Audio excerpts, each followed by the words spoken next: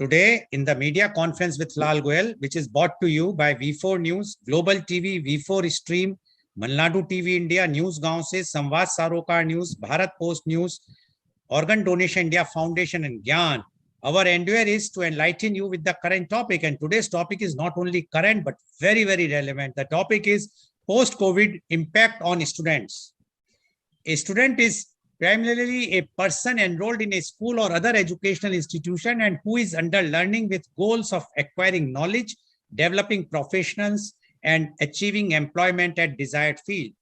In the broader sense, a student is anyone who applies themselves to intensive intellectual engagement with some matter necessary to master it as part of some political affair in which such mastery is basic or decisive. In the United Kingdom and most Commonwealth countries, the term student denotes those enrolled in secondary school and higher, for example, college or university. Those enrolled in primary or elementary schools are called pupils. The pandemic has created a situation where choosing an institute which can keep things on in spite of all odds ensures quality education in most effective manner while organizing different activities, including workshops, industry-certified job-oriented courses, guest talks, alumni talks, interinstitutional events, conferences, summits, cultural and club activities to provide opportunities for overall development of students. UNESCO estimates that over 1.5 billion students in 165 countries are out of school due to COVID-19 pandemic. The pandemic has forced the global academic community to explore new ways of teaching and learning, including distance and online education. This has proven challenging for both students and educators who must deal with the emotional, physical, and economic difficulties posed by the illness while doing their part to help curb the spread of the virus. The future is uncertain for everyone, particularly for millions of students scheduled to graduate this year who will face a world crippled economically by the pandemic. Crisis gives birth to new opportunities. COVID-19 is one of the biggest crises the human race saw in the recent past. It created a huge impact on every sphere of human life. It is possible to explain the positive and negative impacts of COVID-19. A holistic approach to education that addresses students' learning, social and emotional needs is crucial, especially in times of crisis. So schools closures related to the current COVID-19 pandemic means that students from diverse backgrounds who are more at risk of increased vulnerability are less likely to receive the support and extra services they need, and the gap between students that experience additional barriers and that do not might widen. Closures can also have considerable effects on students' sense of belonging to schools and their feelings of self-worth. These are key for inclusion in education. The OECD member countries' initiatives to address the different needs of vulnerable students during the COVID-19 pandemic. Beyond school closure, it also examines the issue of school reopenings by presenting countries' current measures and providing policy pointers aimed to ensure that the pandemic does not further hinder the inclusion of vulnerable students in education systems. During the coronavirus crisis, many countries have been using digital pedagogical tools and virtual exchanges between students and their teachers and among students to deliver education as schools were closed. Vulnerable students might, however, have little access to such tools and require further attention and support. To respond to the challenges they face, countries have developed specific and sometimes innovative policy initiatives, such as providing equitable and inclusive access to digital learning resources and good learning conditions, ensuring that socio-emotional needs are being met, offering equitable and inclusive access to extra services for vulnerable students, and ensuring support by and to teachers. And what we have seen the post-COVID time now, when the government has allowed almost all the colleges and schools to be opened, although they were opened in phases, but now almost everywhere the colleges are open, schools are also opening now gradually. But the trend which is being seen, which were told to me and which I have seen also, is that the number of students enrolling themselves is less than the pre-COVID time. And there are many factors on that. And that is what we want to discuss, why the students are not coming forth, whether there is an impact and what type of impact, because their education is very, very important for any society, for any country, for any family, everyone. And if the education will not be given properly, then the future of the country is not great. And that is why today's topic, which is very important, to discuss the post-COVID impact on students. And we have those panelists who are educators, those who are authority in the topic, because they are running their own schools, colleges, and they know, and they are on the helm of the affairs. They know what are the conditions happening. So we are going to get the first-hand ground realities from their mouth. So I would like to invite my first panelist guest, and he is Dr. Kurian. Dr. Kurian is MSW, MPhil, PhD. Dr. Kurian is the principal of Alvas College, Mudbidri. He worked from 1991 to 2000 with Korga tribe of Dakshin Kannada through Samagra Gramin Ashram Corp, which is involved in tribal activism in Karnataka. He was principal of Alvas College of Social Work from 2000 to 2009. He has been the member of BOE and BOS of Mangalore University. He initiated 16 new postgraduate programs and coordinated and implemented the academic, administrative, and infrastructural and research requirements. He coordinated NAC visit for the first time in the institute and completed the NAC accreditations. He initiated more than 30 certificate courses. He initiated various teacher development programs. He also initiated research-centered pedagogy for postgraduate departments. He is guiding and monitoring the academic functioning of 174 faculty members and 40 departments. Welcome, Dr. Kurian, on our show. Dr. Kurian, as you are on the helm of a very, very prestigious college, at one time, we know that there were more than 30,000 students in your institutions. Now, post-COVID, what is the impact? One. Secondly, the main impact on the students, not only for the study-wise, but emotional, mental, as well as financial side also. And I'm sure you are the best person to give it, because I know you personally, that how you interact with the students and how popular you are among your own students. And there is very freeness for you. Any student can barge in your office anytime, although it's very unlike nowadays to barge in any of the principal's office. But you are very, very down to earth. And that's why you know the real problems, and you can narrate and you can tell your own experiences and your impression, what is happening, and your solutions also, what is to be done. So post-COVID impact on students, Dr. Kurian, please. Thank you, sir. I believe today's topic is really relevant and highly recommended topic. Probably it's a kind of I have a cribbing on this.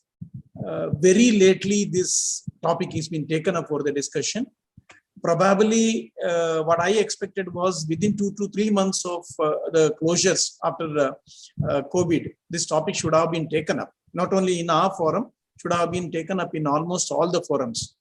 I believe the importance that we attribute, that we mean the governments and the community in general to the education, has been not that primary. Their primary focus was on economy, probably the running governments and all those kind of things. I have that kind of a little bad feeling about it, but still we have taken up this topic, and a few studies have been conducted now all across the globe regarding the post-COVID impact on students. I believe it has to be discussed in two different sections. One is the immediate, the current impact, and the second thing, it has to be a long-term impact. And then, of course, as you rightly mentioned, there should be different dimensions of the problem. As you have rightly said, psychological and emotional, social, economic, and also the institutional structuring. And of course, the inclusion of technology and other kind of gadgets into the whole education system. So these are the various aspects under which the discussion has to be taken up. So to start with, what I do is I will start on doing what is the current impact. Today morning, I had a student and parent who came and rejoined the college for third semester after 1 year. So soon after the lockdown was announced, they had quit the college. They sat at home for 1 year. She is a student who is pursuing CA. Sat it for 1 year, at home for 1 year, and she has come to rejoin today.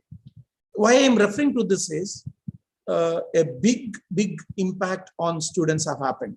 Basically, the students from rural areas and poor backgrounds, they have been just kept out of the system for two reasons. One is, especially in India, our reach to those students is very, very minimum. The second thing is, during the lockdown and other kind of things, their services were required for supporting the family. So now, since the colleges have opened, I see that either around 20 to 30% students report, and then they get absented. And then they have, when it comes to psychological kind of things, I'll discuss other points. And then what I see today is students have a kind of social aversion among themselves. It has built into them. So gatherings, coming together, all those things have been a little difficult. Say, if you call a meeting today, there is some kind of physical distancing. Unconsciously, the students get into that kind of carefulness.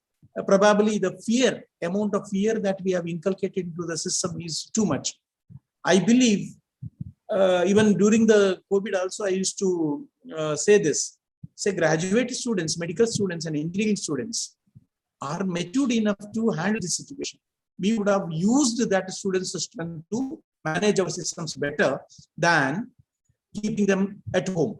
That was a very wrong policy that we have went into. I don't know medical difficulties of it, but that would have been possible. And from my experience, we have involved more than 300 students for running satellite centers of treatment.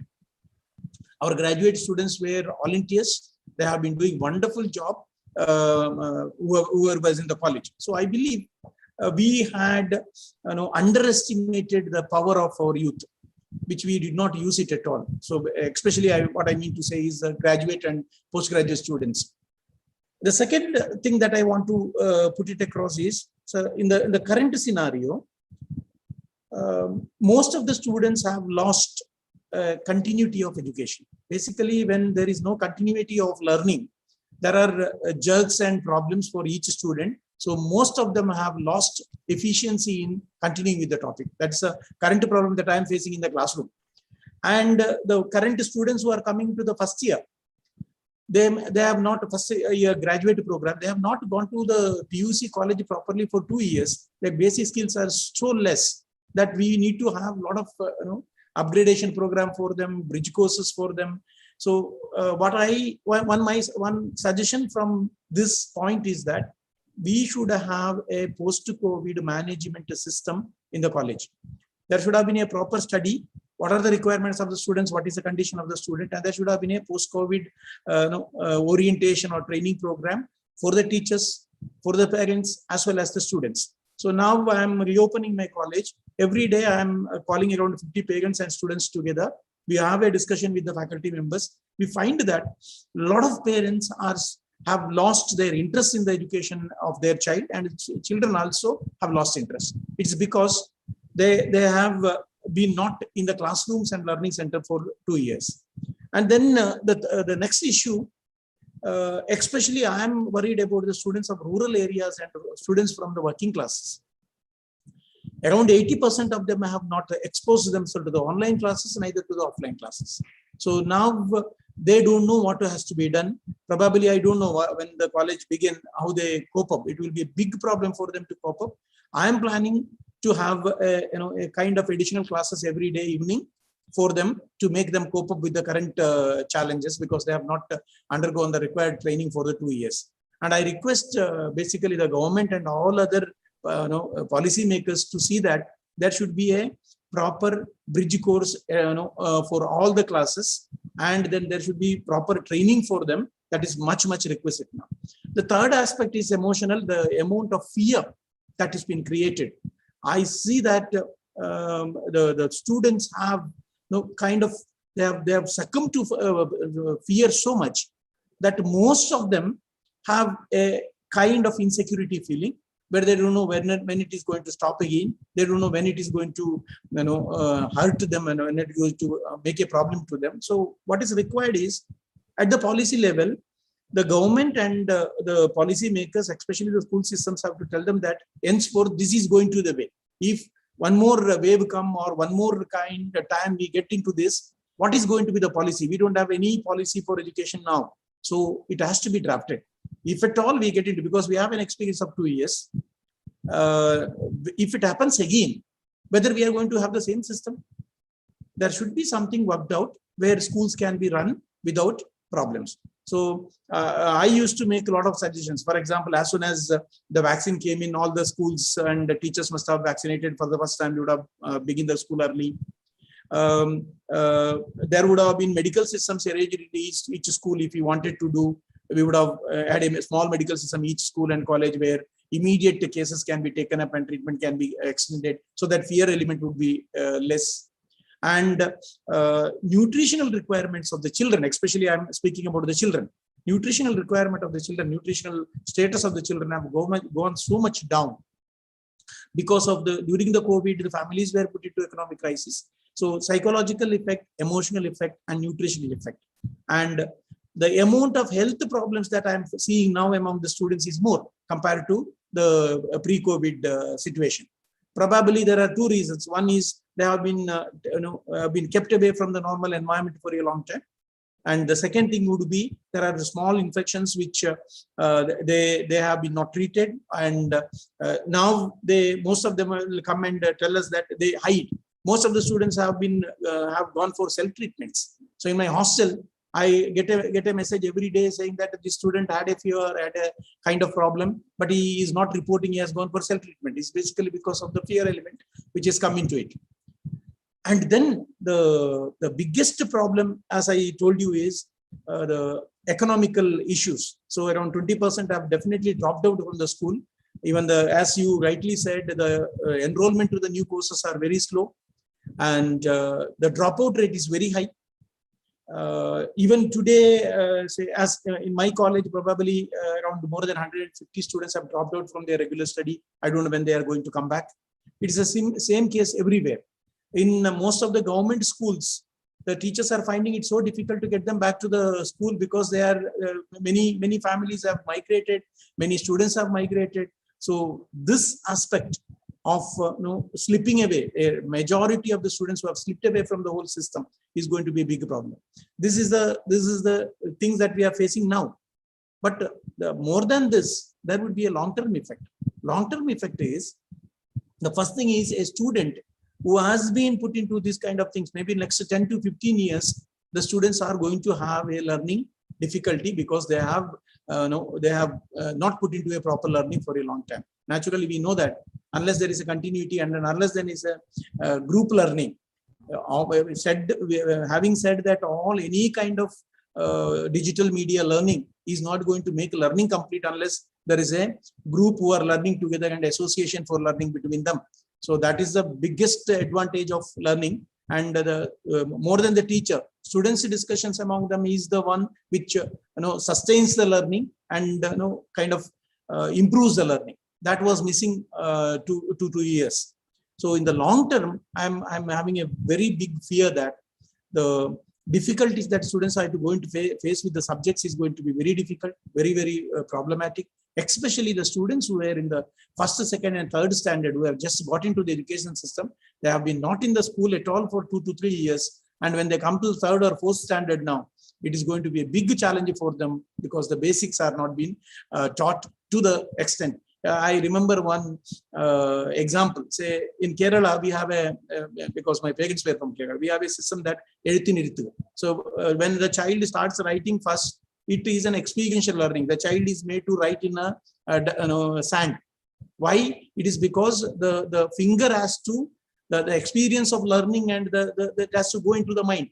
So it is by doing the children learn, not by mugging up. So naturally, there was very less opportunity for students to do it in the digital media. So in the coming years, the teachers who are going to come out of the various education systems now, the professionals who are going to come out now, the various management trainees or management graduates who are going to come out, the engineers who are going to come out, the doctors who have come out of the system, all these are paralyzed. They have had enough difficulties in passing through this course, and definitely in the long term, at individual level, at society level, we are going to have problems. So what I suggest is, at least now, we will have to have immediately we'll have to have a management system, post-COVID management system where students can be supported at all learning levels. Parents have to be counseled, and there is a lot of need of support for the parents. And then we have to have a plan, especially the government level and policy level. If once again it happens, what is the way that we are going to handle education system? Because when first time 2019-20, we were not prepared for it. But if it happens next time, there should be a policy. If any kind of crisis of this kind, what should be the school system and how it has to manage? There should be enough research, and there should be a plan B, so that the education systems does not get hampered.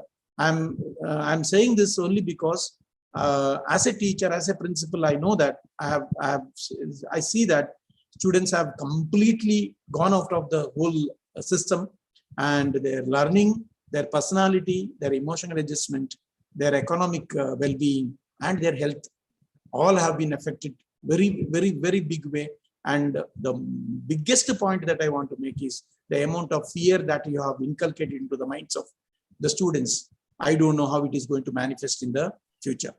Say, I'm a counselor also. I know a student with the little anxiety, little kind of personality difficulties, any kind of fear which is inculcated into it will manifest into something else in a long run. So there need to be enough counselors and enough people to address students individually, find out and solve their problems. I believe I have made enough points. I thank Goel sir for inviting me for this platform. Thank you.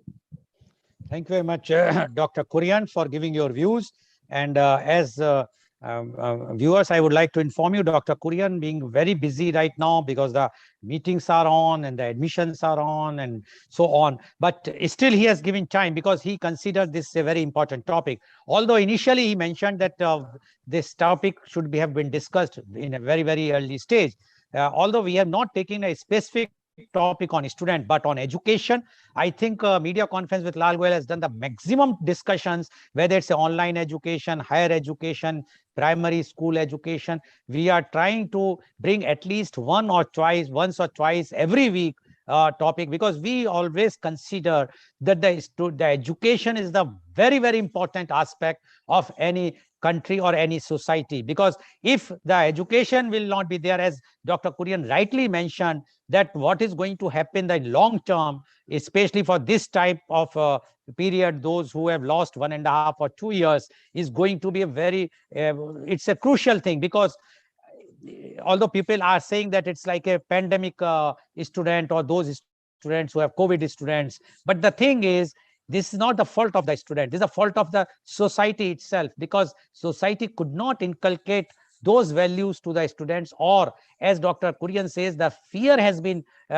inculcated to them, and that too in that way that the students are not ready to come back. Even if they are coming back, they are not ready to study properly because the fear is already there in their mind. And if anything happen anywhere in the world, it aggravates. And that's why what Dr. Kurian says, that the government should make a plan, a long-term plan.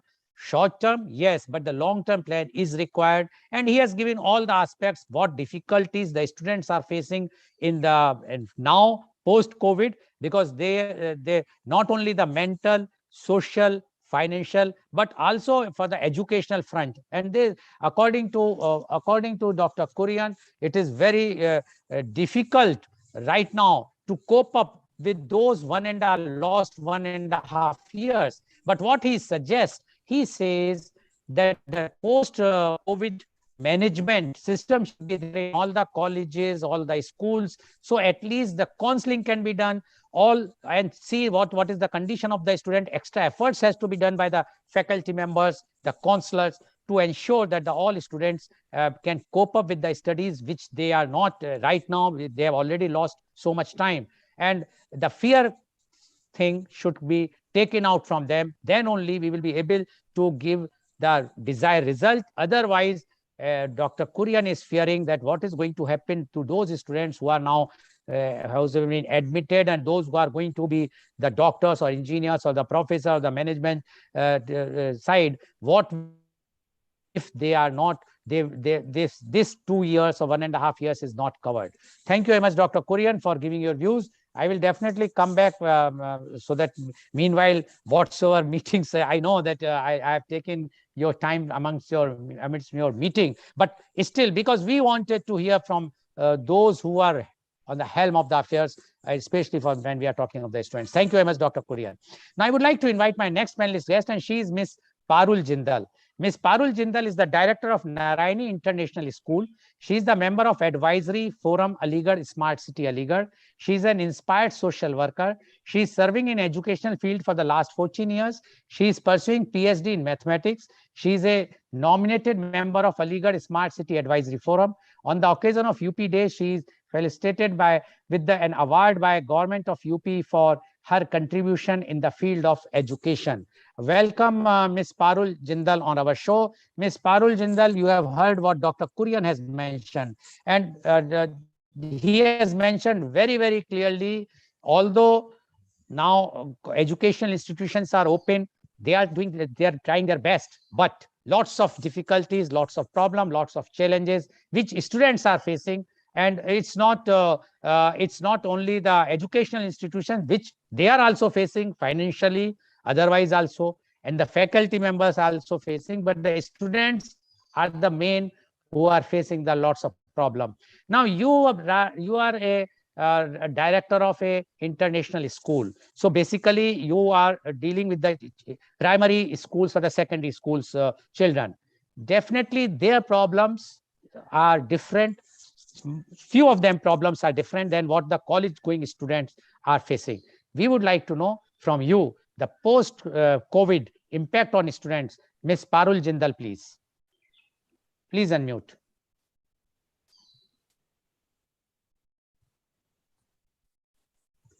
Thank you, Mr. Lal, for giving me this opportunity on this platform. सबसे पहले तो मैं आपको बताना चाहूंगी, post Covid बहुत सारी problems schools, parents, society, सब लोग ही फेस कर रहे हैं.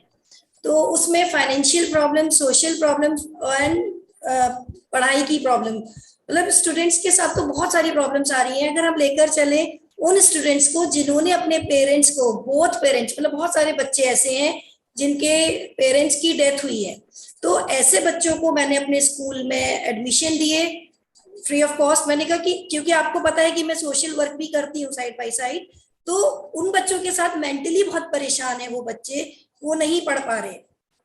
सेकेंडली, किसी की एक मदर की डेथ हुई है, मतलब बहुत ज्यादा डिस्टर्ब है, तो उसमें उनकी स्टडीज पे बहुत इफेक्ट हुआ है.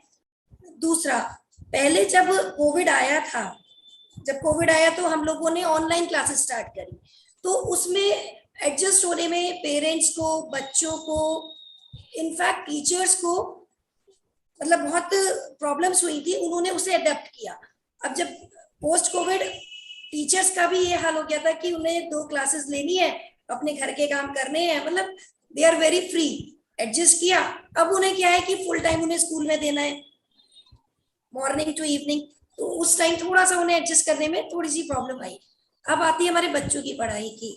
बच्चे नहीं चाहते कि वो स्कूल आए, इवन पेरेंट्स तक नहीं चाहते, क्योंकि हम लोगों ने जब कोविड था, जब ऑनलाइन क्लासेस हमने ली थी, तो उसमें ऑनलाइन एग्जाम्स होते थे. उन ऑनलाइन एग्जाम्स में हम लोग सिर्फ और सिर्फ MCQs देकर एग्जाम्स लेते थे, तो बच्चों की राइटिंग स्किल बिल्कुल जा चुकी है. They don't want to write at this time. SA1 हम लोगों ने जो लेना चाहा, हमने सोचा कि इस बार हम बच्चों की थोड़ी सी राइटिंग स्किल पे, कुछ पेरेंट्स आए कि मैम बच्चों की राइटिंग स्किल खत्म हो चुकी है, वो एक पैराग्राफ नहीं लिख पा रहे हैं, मतलब they don't want to study. कुछ पेरेंट्स जो बहुत पढ़ाई के लिए फोकस थे, उन्होंने डिस्कस किया. मैंने कहा सर ऐसा करते हैं, इस बार हम लोग मतलब ऑफलाइन एग्जाम्स लेते हैं, जिससे बच्चे कुछ तो लर्न करेंगे, कुछ लिखेंगे, कुछ तो करेंगे. हम लोगों ने ऑफलाइन एग्जाम्स का पूरा प्रिपेयर कर लिया, बट पेरेंट्स मतलब some parents are not agree. उनको समझाया कि हम ये क्यों कर रहे हैं, टीचर्स इतना स्ट्रेस क्यों ले रही हैं, ऑनलाइन में तो बस उसमें पेपर दिया और नीचे ऑप्शन होता है करेक्ट और उसमें ही आंसर आ गया, उसमें ही उनकी रिजल्ट आ गया। मैंने कहा इसमें टीचर चेक करेगी, टीचर भी तो स्ट्रेस ले रही है, स्कूल भी स्ट्रेस ले रहा है। कुछ पेरेंट्स माने, कुछ बोलते हैं डेंगू बहुत है। फिर हमने भी सोचा कि डेंगू बहुत बढ़ता जा रहा है, डे बाय डे डेंगू का मतलब पेशेंट्स काफी बढ़ते जा रहे हैं। हम लोगों को मतलब मजबूरन ऑफलाइन टू ऑनलाइन करना पड़ा। दूसरा, फाइनेंशियल तो बहुत ज्यादा प्रॉब्लम्स है पेरेंट्स के साथ, वो फीस सबमिट नहीं कर पा रहे। सबके साथ ही प्रॉब्लम है, स्कूल भी उसको फेस कर रहा है और मतलब बच्चे पढ़ना नहीं चाह रहे, पेरेंट्स भी परेशान है। हर कोई अपनी फील्ड में, स्टडीज पे तो बहुत बहुत इफेक्ट पड़ा है। मतलब इधर आप प्राइमरी स्टडीज के लिए कह लें, स्कूल में 10% बच्चे आ रहे हैं, बच्चे आना ही नहीं चाह रहे। पेरेंट्स कहते हैं जब तक वैक्सीनेशन नहीं होगा तब तक हम बच्चों को नहीं भेजेंगे। मेंटल स्ट्रेस पेरेंट्स पर भी बहुत है, बच्चों पर भी बहुत है। और मैं यही कहना चाहूंगी कि गवर्नमेंट को कुछ तो करना पड़ेगा, जैसे कि पेरेंट्स उसको माने और उसको आगे बढ़ाएं, क्योंकि बच्चे नहीं आना चाह रहे, बच्चों को बहुत ज्यादा प्रॉब्लम्स हो रही है बच्चों के साथ, पेरेंट्स के साथ। हम उनसे कहते हैं आप थोड़ी देर के लिए स्कूल भेजिए, for 2 hours we are starting, लेकिन पेरेंट्स नहीं चाहते। अब जब ऑनलाइन एग्जाम्स हुए हैं, अभी ऑफलाइन एग्जाम्स हुए 9th-10th के, तब बच्चे आना शुरू हुआ, उन्होंने अपने सबमिट कराए प्रोजेक्ट्स वगैरह, लेकिन प्राइमरी सेक्शन में बहुत ज्यादा प्रॉब्लम्स हैं। पेरेंट्स चाह भी नहीं रहे कि मैं बच्चों को भेजूं। तो उनकी देखिए घर बैठकर स्टडीज एंड स्कूल आकर एक जो पूरा शेड्यूल बनता है बच्चों का, दीज आर टोटली डिफरेंट। बहुत कुछ सीखते हैं बच्चे, बहुत प्रोडक्टिव चीजें सीख कर जाते हैं। कुछ पेरेंट्स बहुत कोऑपरेट कर रहे हैं, वो भेज रहे हैं, लेकिन most of the parents don't want to send the child. Okay. Thank you, Ms. Parul Jindal, for giving your views. And Ms. Parul Jindal has given the prospects from the prospects of the school-going children. And what she said is a bit alarming. She says that because of the COVID, the impact is so much, especially for the small children, that parents are not interested to send them because the children are not vaccinated. And this fear is definitely, it's something we cannot avoid this fear, because everyone loves their own child. So no one would like to send the child if the child is not vaccinated and others are not vaccinated. Number one. Number two, what she says is the financially the children, the families have broken down, and that's why they are not interested to send the child. And third, which very important point, she says that many of the children lost their both the parents or one of the parents, and they are totally mentally they have disturbed, and they are, even if they are coming to school, they have no interest for studies because they are so much setback in their life. And she says now when they've reopened the school, only hardly 10% of the students join the school. Reason, first thing is the earlier fear, and now in UP, especially the Western UP, the dengue fever is taking place. The dengue epidemic has come, and it's in a very bad shape, especially in Aligarh, Agra, Mathura, nearby places. And that's why she says that now the parents are not interested. So sometimes they want to do offline and sometimes they want to do online, but it's very difficult, even for the teachers, how to teach them, because they have even lost the how to write. And this is a very practical problem, not only in India, everywhere in the world. When they reopen the schools, even in USA and other places, the initial time, it was very difficult, because whatsoever the child has learned initially, they could not do it because they were only online on the laptop or on mobile, so that they have lost how to write the things. So that is also a big challenge. And she says the government should do something, although Ms. Parul Jindal has not mentioned that she's very close to the ruling government from the central government as well as the UP government. She's a very active member of BJP, and she must raise the point, then only things can come, otherwise very difficult, which she only is assessing right now. Now one can imagine what is the condition of all the colleges and schools. Thank you very much, Ms. Parul Jindal, for giving your views. Now, I would like to invite my next panelist guest, and he is Mr. Sabir Hussain. Mr. Sabir Hussain is the founder of Wings School and Wedge Educational Society, Adilabad, Telangana. He is eminent academician with more than 18 plus years of experience in academics and professional teacher, trainer across diverse organizations. He is distinguished in conduction of conferences and seminars. He supervised more than 1,500 students' projects. He is motivational speaker in various academy of higher education and guided many feeble and demotivated students in and out of the schools. He explored challenging assignments in the field of academics and a professionally managed organization to leverage acquired skills in institutional and self-growth. He was consistently appreciated by students and supervising administrators for proactive involvement in curricular and institutional development to generate students' enthusiasm with better results in university and examinations. He worked as the principal for Godam Model School, Telangana. He was awarded Best Principal by Narayan Reddy, Chairman, BGHS, Hyderabad in 2012. Welcome, Mr. Sabir Hussain, on our show. Mr. Sabir Hussain, you have heard Dr. Kurian as well as Ms. Parul Jindal. They have given their views. Now, you are also running a very big and renowned educational institution in Telangana, and you are also dealing with the students very, very closely. Now, we would like to know your views on post-COVID impact on students. Mr. Sabir Hussain, please. Yeah, thank you, Mr. Goel. Good morning to all respected panelists and all the listeners on various streams. We are on YouTube. I welcome you all. Yes, very good topic being selected by Mr. Goel. I appreciate sir's work on every aspect, on every finer aspects of the education. I find sir's involvement related to the education, and I think it is my fourth or fifth attendance on the media conference with Mr. Goel. Yes, post-COVID impact on student topic very important.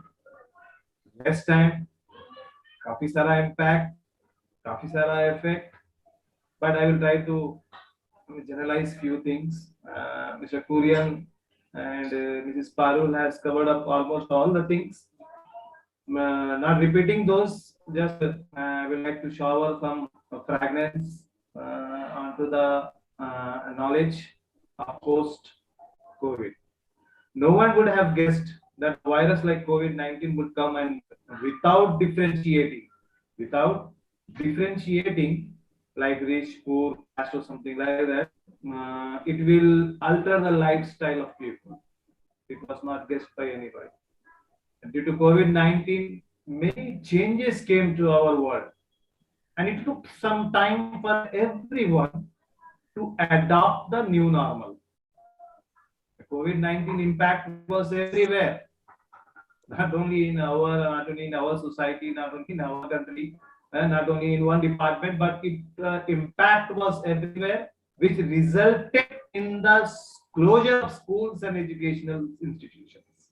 The impact resulted in the closure of schools and other educational institutions. When we talk about the closure of schools and educational institutions, initially, most of the government have decided to temporarily close the school to reduce the impact of COVID-19. Later, it was reopened for a few grades, which increased the number of infections rates and then closed again. So the schools were closed, are closed. Students are attending the classes through various education initiatives like online classrooms, radio programs, webinars, seminars. Though it is a good thing happening on the other side, there are lots of students who did not own the resources to attend the online classes. They are the sufferers. Many students are struggling to obtain the gadgets required for online classes. Teachers who are all experts in blackboard, chart, book, and classroom are really new to this digital technology, this digital teaching, this online technology. But they are adopting the new methods and handling like a pro to aid the students in current position. They are trying to balance the students in the current positions, effect of COVID-19, and now post effect, the teachers are trying to balance the students in the current position.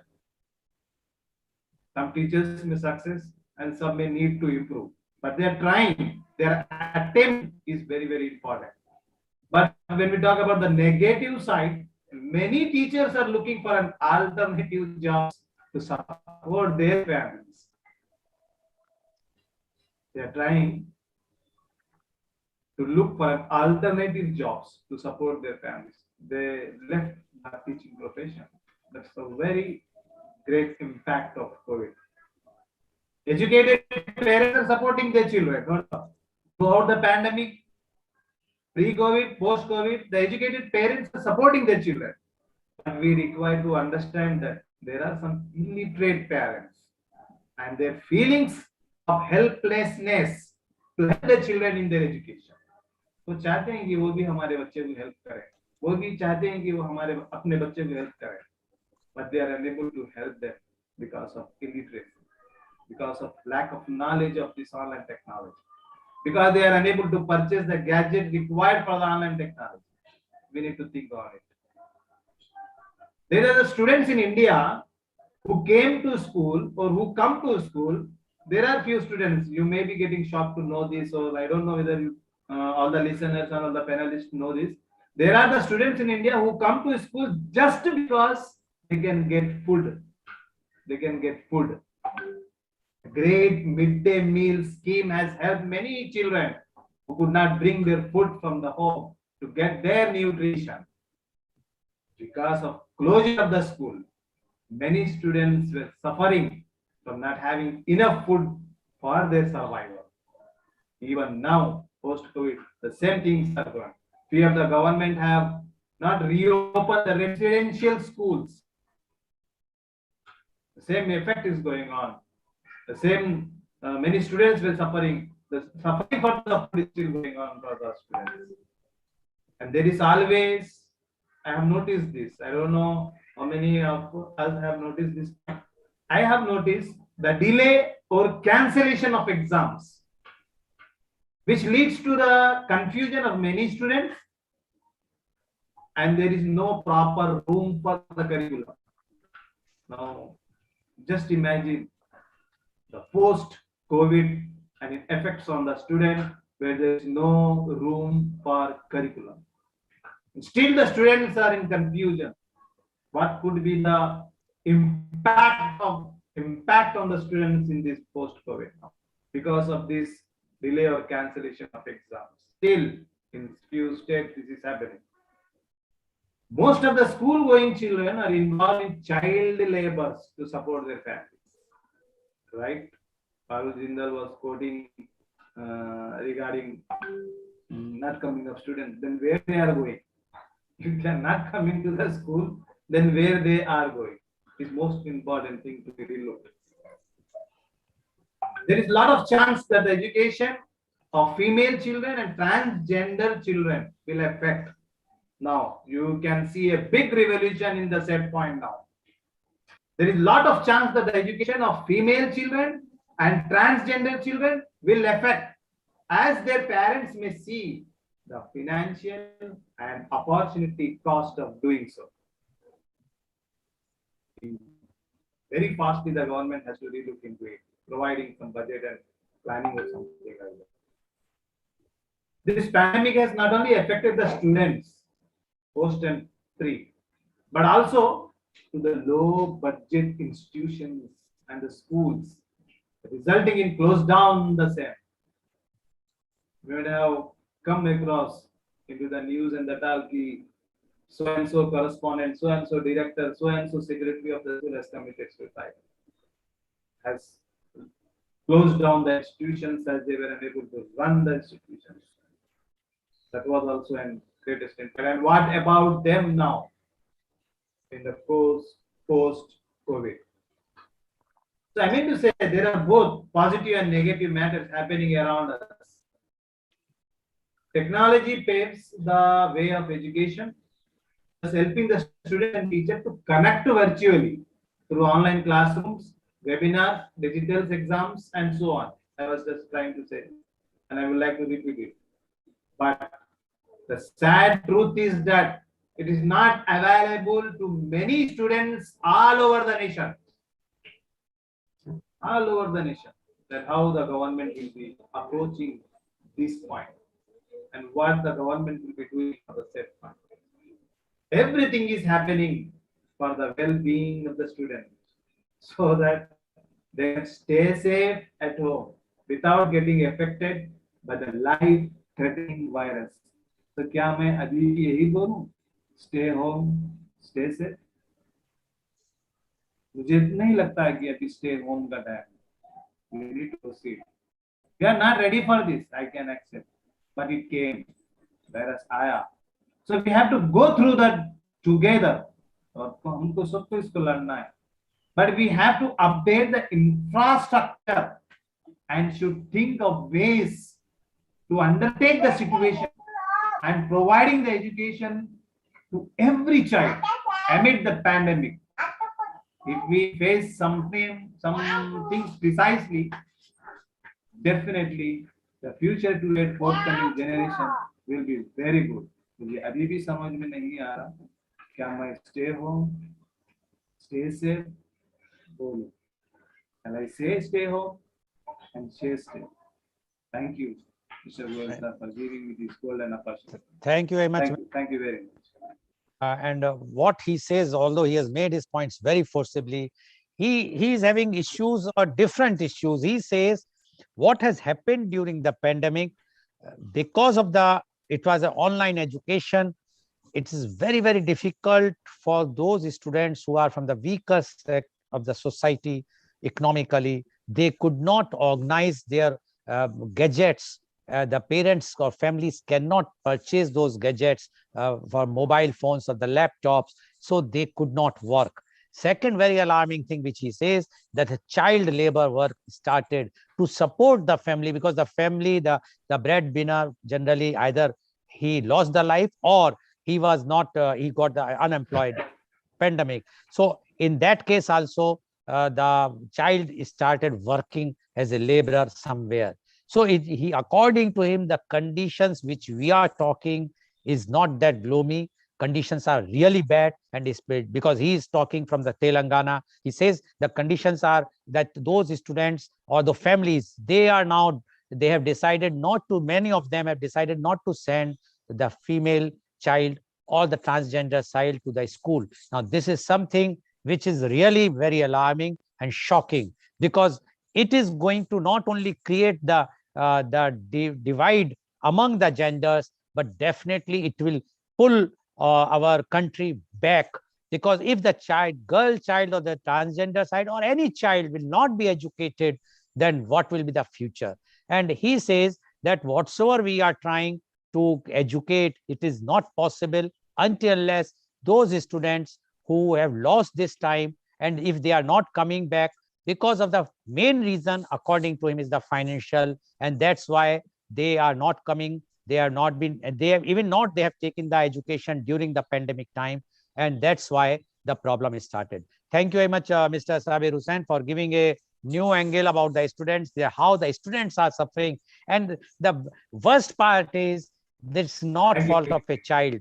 How come a child is make scapegoat if there is a problem? Although if family can't afford, so the first X fell on the education, because they cannot afford to pay for that. Thank you very much, Mr. Sabir Hussain, for giving your views. Now, I would like to invite my next panelist guest, and she is Dr. Namrata Shukla. Dr. Namrata Shukla is the independent management consultant at Muscat. She has over 12 years of experience in teaching, training, consulting, counseling, and mindfulness. She is a PhD in management CSR from IIT ISM and a certified mindfulness coach from Berkeley UC. She has experience in teaching and training both Indian and international students. Even while teaching, she was actively engaged in training students and making them market ready for jobs. She has designed training programs, especially for BBA and MBA students in the areas of personality development, effective communication, interview skills, among others. Her areas of expertise include communication, personality development, OB, CSR, mindfulness, and stress management. She is also co-founder of Kaizen Mantra, which focuses on training, consulting, and counseling. Welcome, Ms. Dr. Namrata Shukla on our show. Dr. Namrata Shukla, you have heard Dr. Kurian, Ms. Parul Jindal, as well as Mr. Sabir Hussain. All three of them have given the different aspects on the impact of students. Dr. Kurian mentioned about the impact, not only the impact, but the long-term impact, and especially college or higher education in students.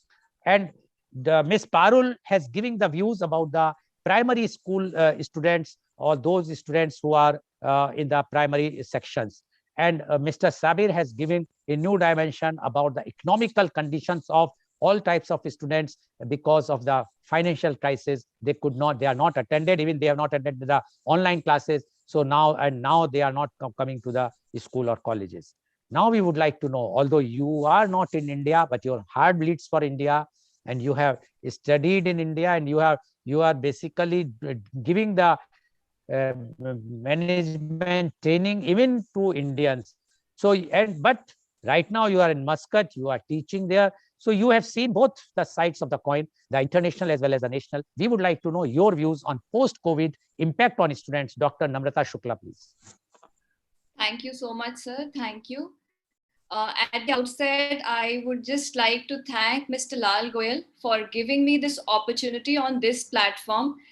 And I also would like to tell you, sir, that many people have personally approached me and told me that this is such a wonderful thing that is being done, and so much appreciation is being done towards this. Like, we are having new topics every day, and people are attending, and they are getting information and more insights on different types of topics from so many experts of their domain, which otherwise would not have been possible. So thank you so much, sir, for that. In the past few days only, 4 or 5 people approached me and said it's such a wonderful platform with such wonderful topic. So now coming back to the topic, post-COVID impact on students.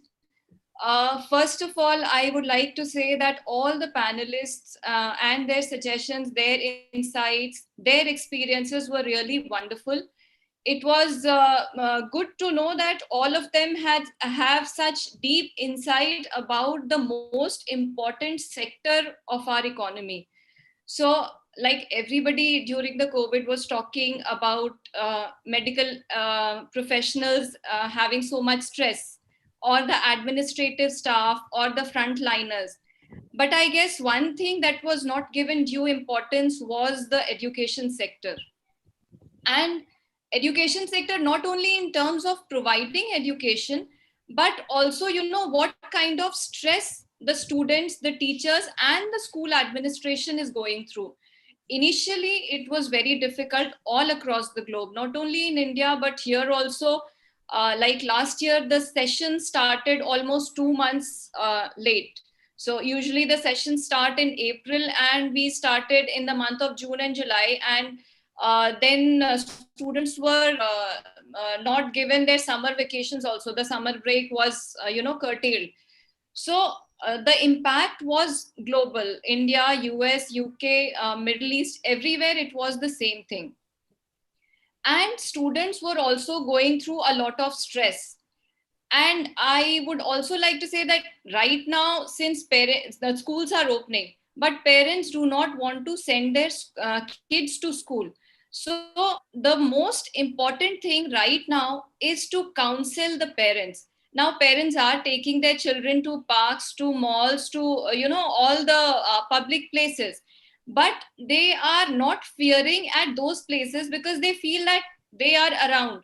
So school administrations, or we need a team of counselors who can make them understand that going to school is equally important. Now, I come across many parents, they say that today I'm going to take my kids to a certain place, to a mall, to a public place, because the kids are bored sitting at home. So now when they can take them outside, then why not send them to school, which is such an essential part of their growing up, of their, learning process. Now, I'm a mother of two children, and one of them is in grade 6 and the other one just started kindergarten this year. Now, my younger one doesn't know what school is.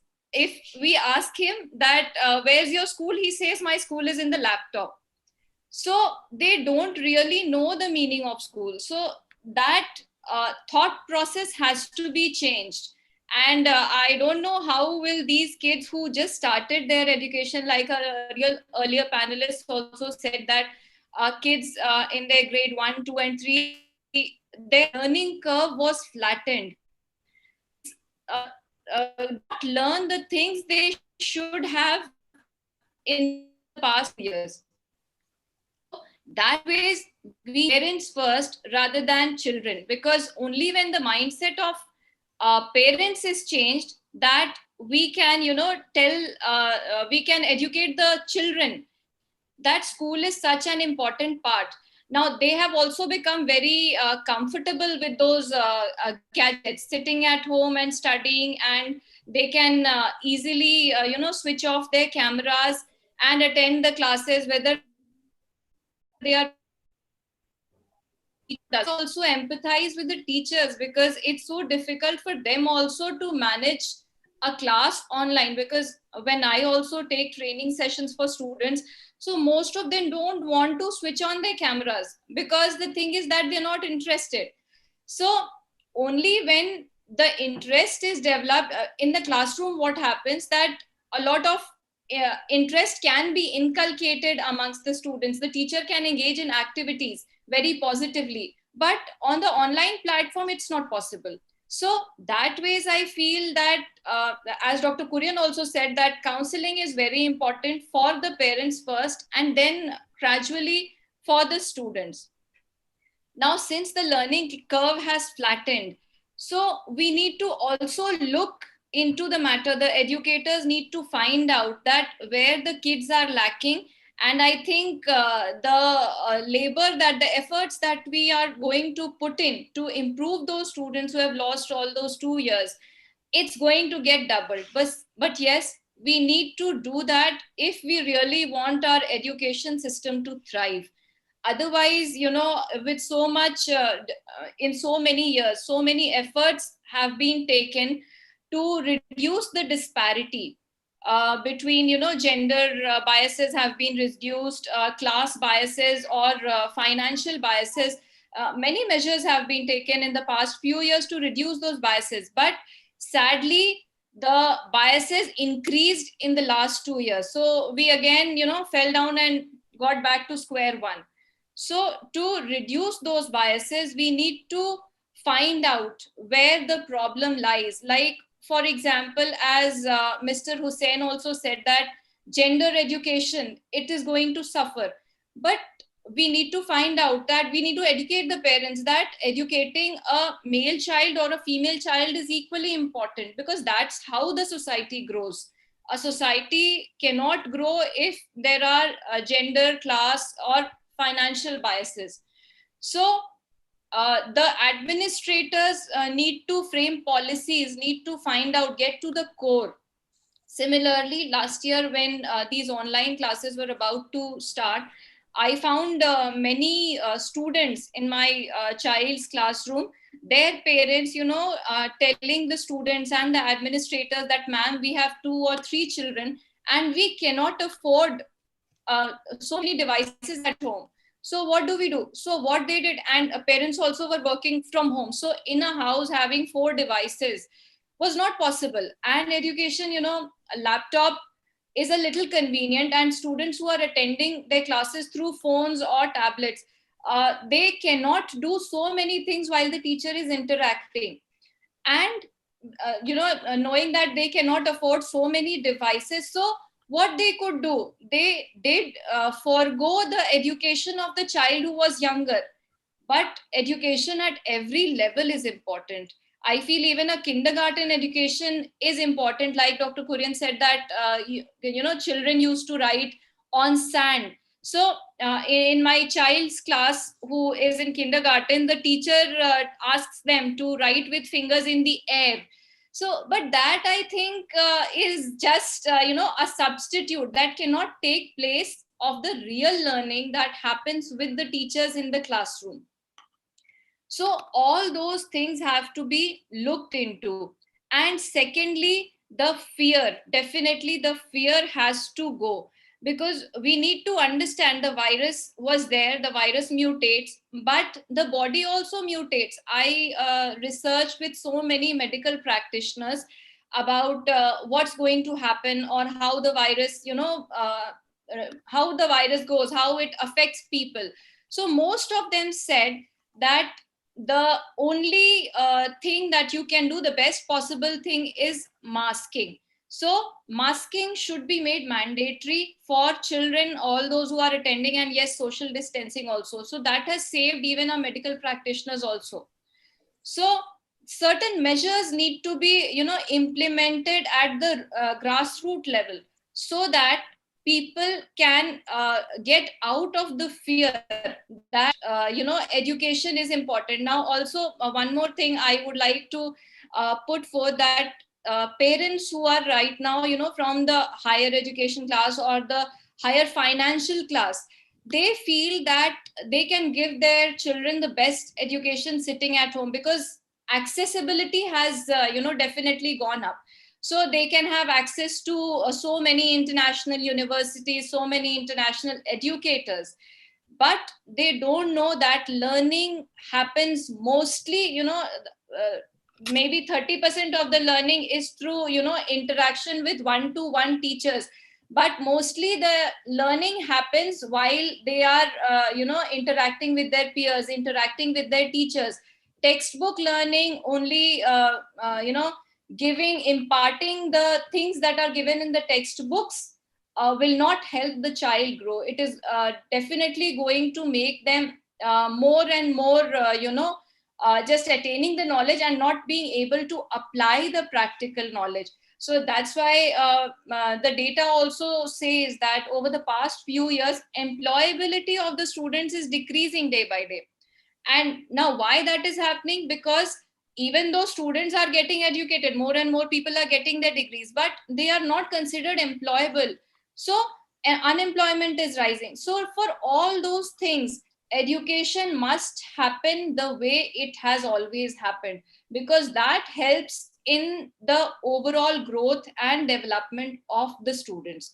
So like other panelists have already said, that counseling will help, inviting students, and then we can also take measures like in the classroom number of students may be reduced, or in batches, a batch of 10 or 20 students. Like here also, recently the schools reopened, but for Indian schools, the international schools have opened for all the students, but for Indian schools, they have only reopened the higher classes like the 10th and 12th. And that is because there are more number of students in the Indian schools, and the infrastructure of the school is such that it has a class of 35 to 40 students.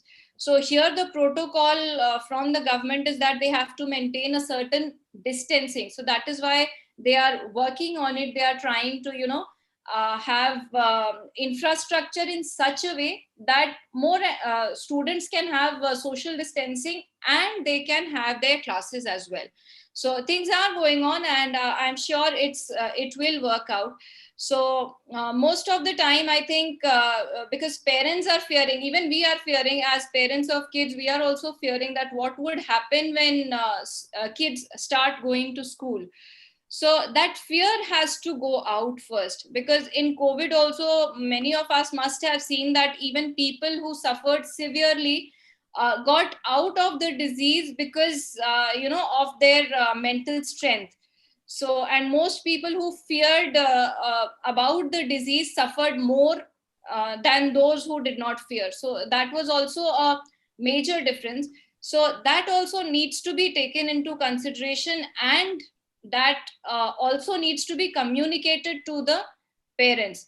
So I think I would end on that note, and I definitely agree with whatever has been said by our panelists earlier, that we need to take this up, we need to buckle up and get our hands-on experience. We can share our experiences with the parents who are not willing to send their children to school. So educators really need to, gear up for the next move, and we need to try to find out ways so that parents are, more and more accepting the situation and sending their kids to school. Otherwise, the education system will collapse. As it has also been recently said that education right now is on ventilator, so it is just surviving. And on ventilator, anybody, even a human being, cannot survive for long. You have to put them off the ventilator. So we need to fuel the education system in some way or the other. Government measures or regulations may be taken, and then things need to really be planned accordingly. So that's all from my side. Thank you, sir. Over to you. Thank you very much, Dr. Namrata Shukla, for giving your views. And she has made many points, but I would just like highlight 1 or 2 points. First, she says the fear has gone so much, and so that the children are not coming to the school. And she has mentioned that her own child, who is in the kindergarten, knows that school means the laptop. Now, when this is the situation, how we are going to change the mindset of the child? Kindergarten is a very important aspect, or that for the future of the student, because if the base is not perfect, then how the child is going to grow? She has given all the problems faced by the students, as well as by the teachers, as well as by the institutions. And she says, although the institutions are open, but very few students are going, because parents have the same problem, the fear, as well as secondly about the financially thing, how they are going to use 3 or 4 gadgets at one time when they are also working. So all those things. And she says then what is happening, that the younger child education, they are stopping, and they are giving only the education to the higher studying students. But she says because of this, the employability is going down. Already the employability was a very big challenge in India. Now, after this COVID, that it's going to increase like anything. So according to her, the government should come out and take some strong measures. She has made a very strong point, and she says that education is on ventilator. And unless we will not take off from the ventilator, it is going to die soon. Thank you very much, Dr. Namrata Shukla. Although we feel that we hope that some measures will be taken, definitely, and it will come off from the ventilator soon. Thank you very much. Now I would like to ask Dr. Kurian. Dr. Kurian, are you there? Yes, sir. Okay. Dr. Kurian, Dr. Namrata Shukla mentioned about employability.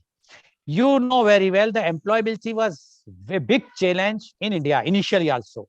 And as per one survey, there are only 20% students who just passed out any of the degree or professional course are employable. And out of that, after 1 year, they found that only 6% are really going to be there in the organization.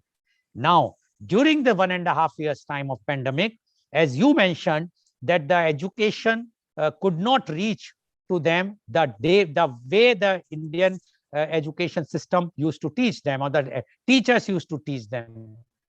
Definitely, the employability graph is going down very badly. What is going to happen to the student? Now, a student who is taking admission in your college or any of the college, if he or she is not going to be employable, then what will be the future? And that type of mental pressure which he or she is going to suffer in future, I am sure that that is also a very big challenge for the institutions, for the educators. What you say about this, Dr. Kurian? Sir, as you said, the employability quotient, there are 2 things which have to be discussed. One is the employability, as it is always been said, the overall education system employability is very low. It's basically for two reasons. One is the lacuna in the education system. The second thing is dynamic change in the industry out, because the industry, what today they expect is, they expect them to be employable ready. So as soon as they join the industry, they should start functioning, because to cut short the training amount which they have to spend on the students or the employees. The second part is due to this, what is going to happen is the students and the students or the personnel who have access to maybe higher level of technology and computer science or programming, they have better possibilities of getting employed. And again, the divide is going to happen much more stronger now. The poor students, the students who do not have access, the students who cannot cope up with the situation are going to be again having a problem. So what we used to do was, we used to have a supportive training program for the students to get them employed, soft skills and or the technical aspects. Last 2 years, no companies have come to the campus because of the COVID. And even the hiring system in the companies have also gone down drastically, except for those companies which are IT or computer science based industries. Now, what about the other students who have other skills? It's a big challenge now. So what I say is, employability was always a challenge because the industry expects you to be ready. That's one thing. The second thing is definitely this post-COVID, most of the students who have passed out from these 2 years, probably as I mentioned earlier, engineers, doctors, or any professional who passed out these 2 years are going to face real challenges, because their skill level, their employability, kind of attributes level is going to be low. So there need to be, as I told earlier, there need to be a focused effort from the education institutions and the government to have a separate training program for these people, add-on programs for these people, so that they can get along with the requirement of the market. Okay, thank you, Dr. Kurian. The challenge will come about that whatsoever extra efforts the institutions will do, then their survival will be in jeopardized, because how they will going to survive, because economically they will not get, and they are not getting any support. Now my question goes to Miss Parul Jindal. Parul Jindal ji, अभी आपने सुना doctor Kurien ने कहा कि extra efforts करना पड़ेगा institutions को. Now, आप एक इंस्टीट्यूशन चला रही हैं, एक्स्ट्रा एफर्ट का मतलब है कि you require more teachers to train और more hours to spend on the students.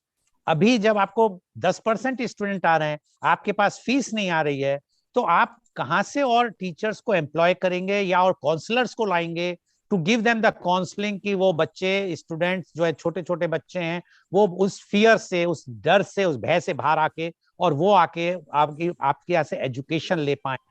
क्या आज की एजुकेशन जो इंस्टीट्यूशंस हैं, जैसे आपकी हैं या जो भी प्राइवेट इंस्टीट्यूशंस है, क्योंकि यूपी में तो 85 और 90% एजुकेशन सब प्राइवेट इंस्टीट्यूशंस के द्वारा होती है, तो क्या आप लोग इसके लिए आप तैयार हैं और पैसा लगाने के लिए, या आज जो कंडीशंस हैं एजुकेशनल इंस्टीट्यूशंस की, जहां इतनी क्राइसिस थी, कुछ सस्टेन कर गई, काफी ने सैलरी भी दी स्टाफ को, अपना टीचर्स को, फैकल्टीज को, लेकिन कुछ नहीं कर पाए और कुछ नहीं दे पाए, फैकल्टीज ने बहुत सफर किया. तो अगर ऐसी कंडीशन है, तो आप क्या नहीं सोचती कि गवर्नमेंट को, मैं आपको इसलिए गवर्नमेंट की बात कर रहा हूं क्योंकि आप काफी प्रो गवर्नमेंट हैं और आपको होना भी चाहिए, कि आप क्यों नहीं गवर्नमेंट को प्रपोजल देते कि गवर्नमेंट इस वक्त आगे बढ़ के सबसे ज्यादा, अगर उनका फर्स्ट फोकस होना चाहिए वो एजुकेशन पे होना चाहिए, नहीं तो जैसा अभी फियर किया डॉक्टर नम्रता शुक्ला ने कि वेंटिलेटर पे है, अगर ये यार कंडीशन रही तो मर गया मरीज, फिर बुखार देखते रहे वाला किस्सा हो जाएगा, कि then afterwards what we will do.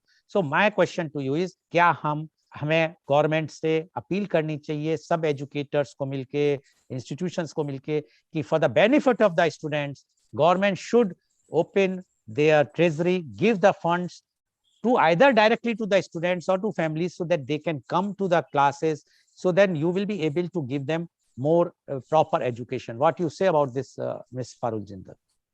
Sir, government से भी अपील करनी चाहिए. सबसे पहले हम लोगों को खुद भी अपने एफर्ट्स डालने चाहिए, क्योंकि अगर हम सब लोग मिलकर खुद भी एफर्ट्स डालेंगे, मतलब जैसे मैंने तो बहुत एफर्ट्स डाले, तो पेरेंट्स काफी लाइक नहीं, जो ऑनलाइन नहीं चाह रहे थे, ऑफलाइन चाह रहे थे, वो भेजा उन्होंने। तो पहले तो मैं ये कहना चाहूंगी, गवर्नमेंट तो सेकेंडरी है, पहले हम सब लोगों को खुद मिलकर, इवन स्टाफ और स्कूल मैनेजमेंट को मिलकर एक एफर्ट्स डालने चाहिए।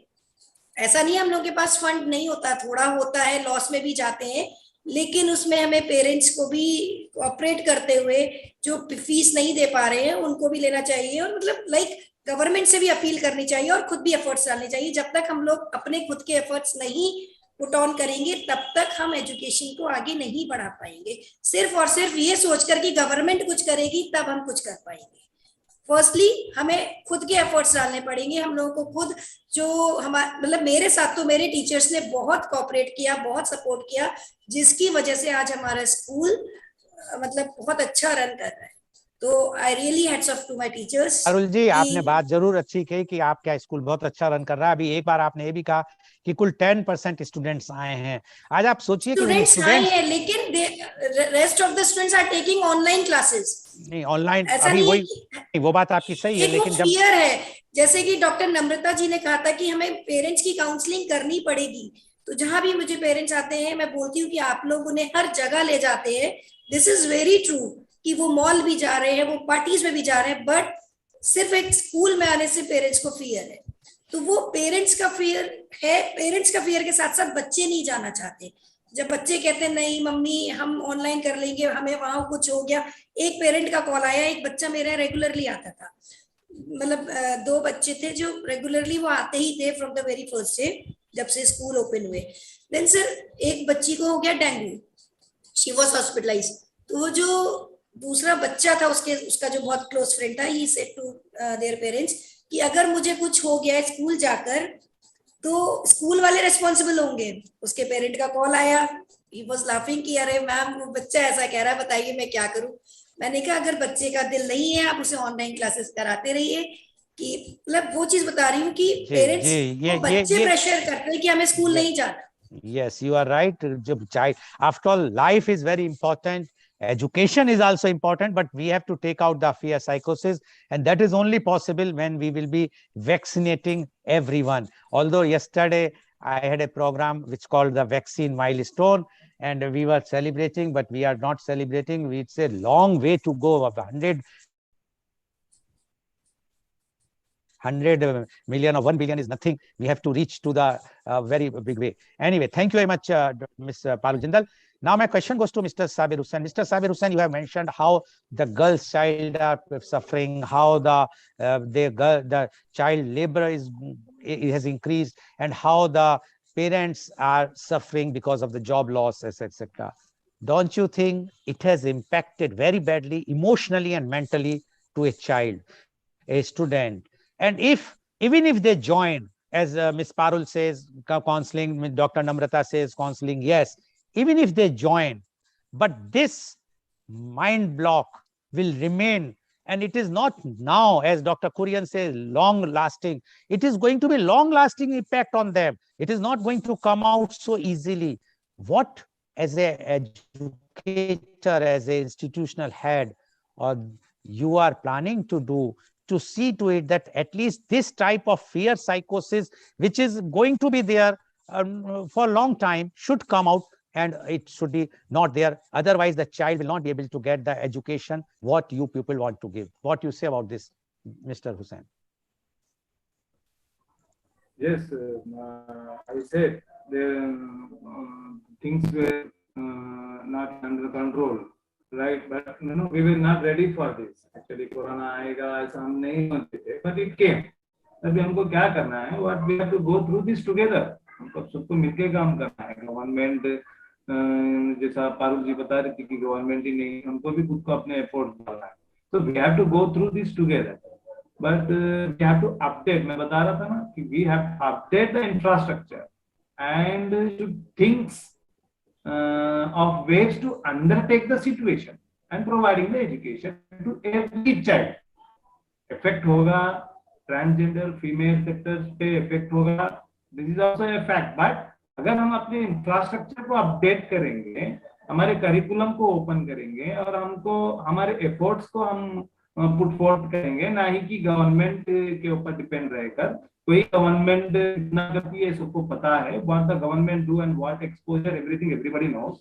लेकिन if we update the infrastructure and should think of the ways to undertake, बोल रहा था the situation and providing education to every child. Definitely ऐसे हजार पैंडेमिक को हम फेस कर सकते हैं. Okay, okay. Difficult task. Okay, thank you very much, Mr. Sabir Hussain. Now my question goes to Dr. Namrata Shukla.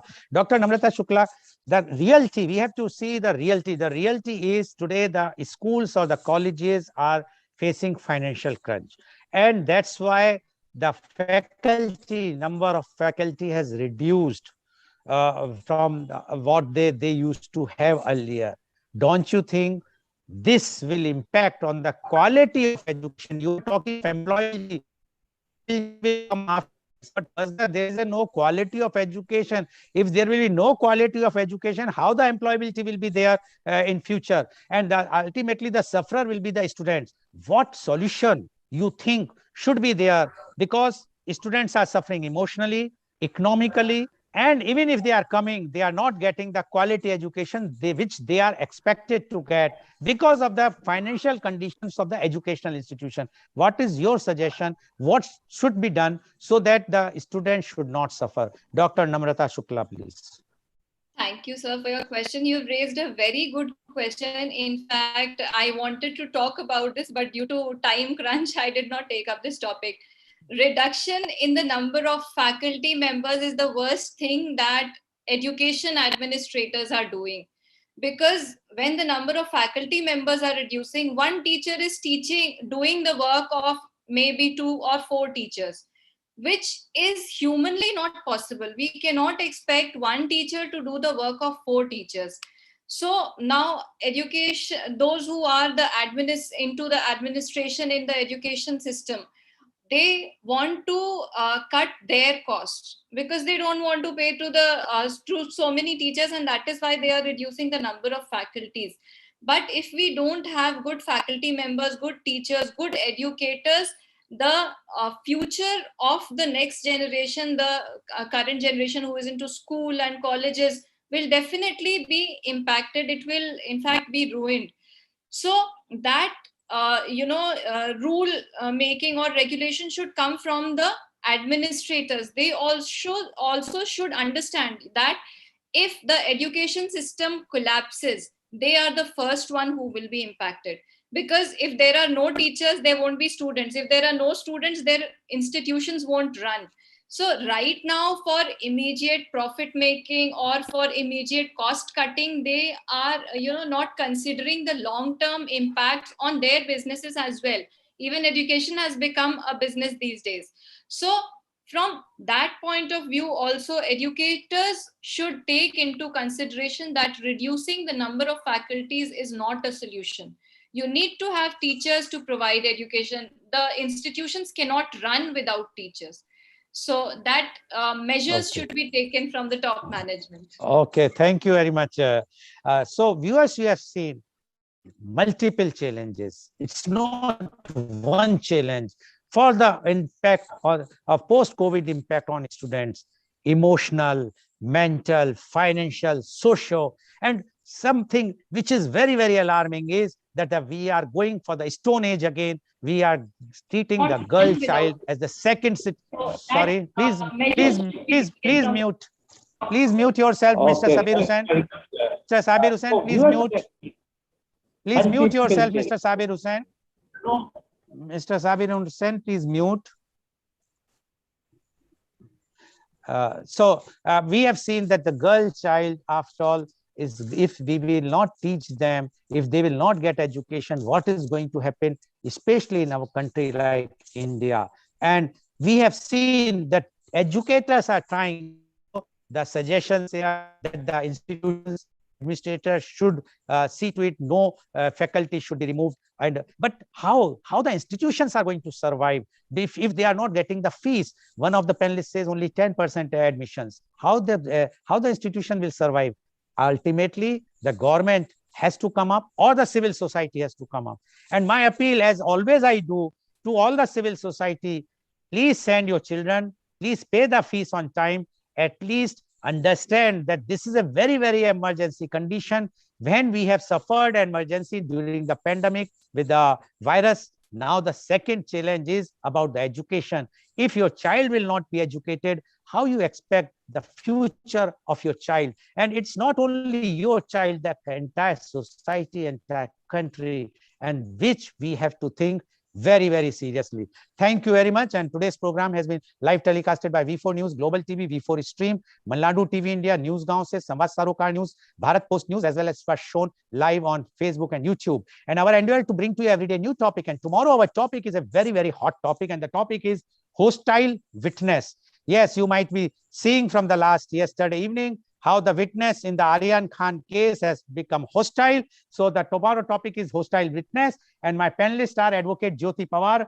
She is an advocate, leading advocate at Bombay High Court, Mumbai. Advocate Shashank Deo Sudhi. He is practicing in Supreme Court, New Delhi. And Advocate Shivang Bhargav. He is practicing in Mathura and Delhi. So please tune in tomorrow for media conference with Lal Goel at 10:30 a.m. Thank you very much, Dr. Kurian. Thank you very much, Ms. Parul Jindal. Thank you very much, Mr. Shabir Hussain. And thank you very much, Dr. Namrata Shukla, for giving your very, very enlightening, although very alarming views. I'm sure today's viewers must understand that this is a condition, as it's said that education is on ventilator. Please, please, please, for all of you, for the sake of the future of the children of our country, send them to a school with full precautions, no doubt about it, but make the payment to the education institution so that they can give you